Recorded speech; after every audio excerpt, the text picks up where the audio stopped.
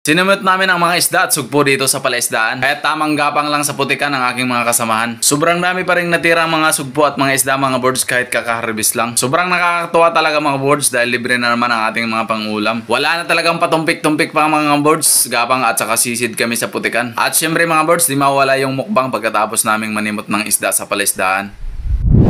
What's that mga boards?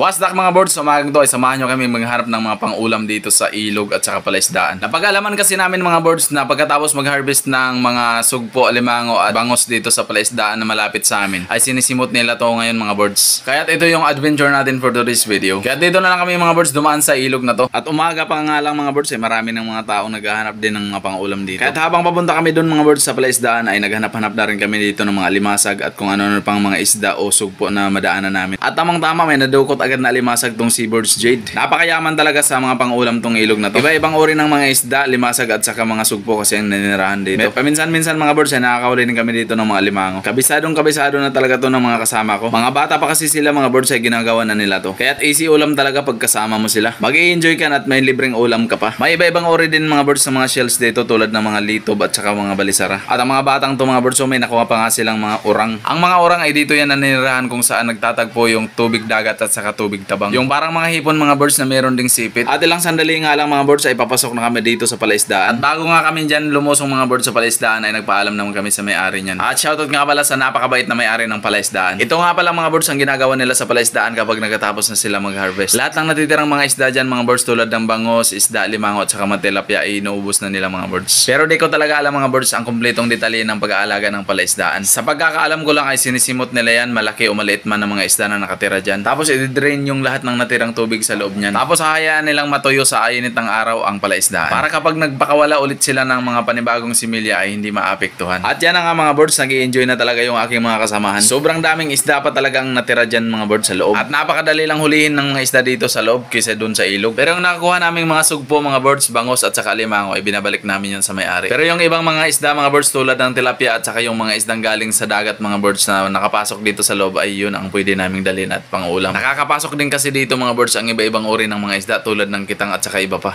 galing sa tubig dagat. At nag-aaya na nga pa uwi yung aso kong makulit. Mahapdi na daw kasi yung balat niya sa sobrang init at makati daw kasi sa balat niya yung putik. Ito yung aso namin mga birds na tumutulong sa amin manghuli ng isda, napakalupit. At ako na lang daw mga birds ang humuli dito sa mga isdang gustong tumakas, takot kasi siyang matinik. Grabe talaga ang asong to, estetik. At dito ko nga nakita mga birds sa mga kitang at saka mga tilapia, nagkakalat lang talaga. Ginagawa din nila ang lahat para makatakas lang sila. Kaya yun, pasok silang lahat doon sa palanggana. Tong aso kong si Yuan, uwing-uwi na talaga. Nagugutom na din daw kasi siya. At ito nga si Birds Toto, nag-i-enjoy manghuli ng isda kahit siya lang mag-isa. Parang batang naglalaro mag-isa. At tawang-tawa, wala namang kasama. Kaya yun, pinuntahan ko na lang nga siya. Nag-i-enjoy talaga siyang manghuli nitong mga tilapia. Ako nga tagapulot ng mga islang tinatapon niya dito sa tabi. At nagmamadali na talagang umuwi tong aso ko, di na talaga siya mapakali. Gustong-gusto niya na talagang magmukbang kami. Sabi ko nga sa kanya maya-maya lang para marami pa kaming mahuli. At sobrang init na talaga mga birds ang sikat ng araw. Nakalubog na kami dito sa putik parang mga kalabaw. Masarap tulain mamayang mga isdang to mga birds, panigurado may kulay yung sabaw. At ito ng mga birds, marami na corner na mga tilapia si Birds Toto. Ganito pala ang paraan para madaling mahuli ang mga isdang to. Sabi ko nga sa kanya, bilis-bilisan na namin to, baka sumisid pa sa putik ang mga to. Nag-i-enjoy talaga tong kasama ko. Di daw kami uuwi hanggat di namin nauubos ang mga isda dito. At di naman masasayang ang mga isdang to mga birds kahit sobrang dami. Dahil ipamimigay din namin to mamaya sa mga kasamahan namin. At yung mga taga-ibang barangay na nangunguha ng mga shell doon sa ilog ay bibigyan din namin. At kung may matitira pa mga birds ay gagawin na lang naming daing.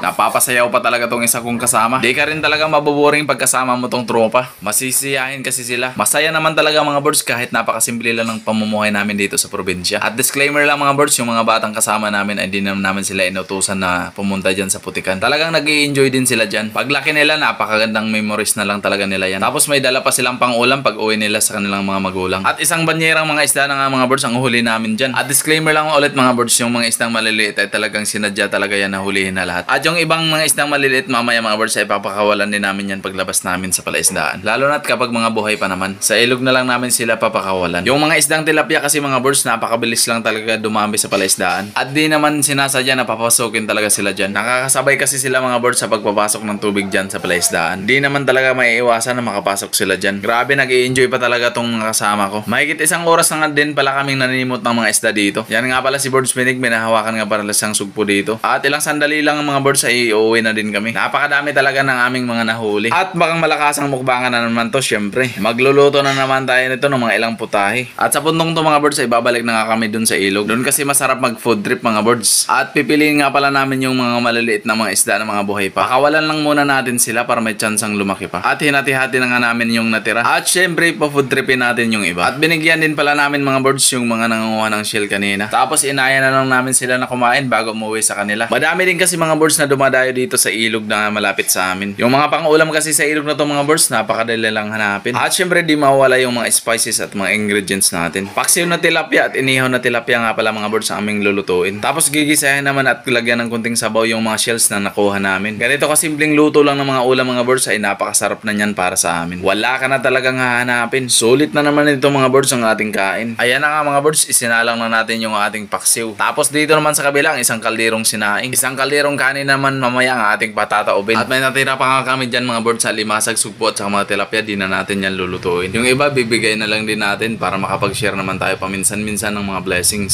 Sila nga pala mga birds yung mga nanay na dandaan na namin kanina. Napakadaming mga shells talaga yung mga nakuha nila. Kaya't inaya na lang namin silang kumain bago umuwi sa kanila. Mas marami, mas masaya. Paluto na din nga pala mga birds tong pinaksiw nating tilapia. At maya-maya lang mga birds ay dumating din tong iba nating mga tropa. Kaso nga lang mahihain sila mga birds, ayaw nilang magpakita sa camera. At lulutuin na din natin mga birds yung mga shells na nakuha namin kanina. Kompleto Ricardo din yan mga birds, kaya't napakasarap din talaga. Tapos mag-iihaw na din tayo mga birds ng ilang piraso ng mga tilapia. Napakadaming shells na nakuha ng isang kabirds natin dito, halos kalahating sako. At sabi pa nga ni Birds Pinig, grabe na pang ulam to, pang isang linggo. At ito na mga birds, malapit na tayo sa katotohanan. Sisimulan na naman natin ang malakasang mukbangan. Yung mga kaldero mga birds, sabay-sabay naming binuksan. Napakabango at napakasarap talaga ng aming mga ulam. Kaya't wala nang patumpik-tumpik pa, simulan na natin tong fiesta. Birds, pakita na sa camera. Hello. Siguhit naman. Yan mga birds, dahil ready na yung ating pagkain, di na natin papalagpasin. Kaya tara, kain. At may ka-shoutout nga pala sa mga ka-birds natin na umabot sa part na to ng ating video. Comment kayo mga birds sa baba at kung taga saan kayo para ma-shoutout namin kayo sa susunod na video.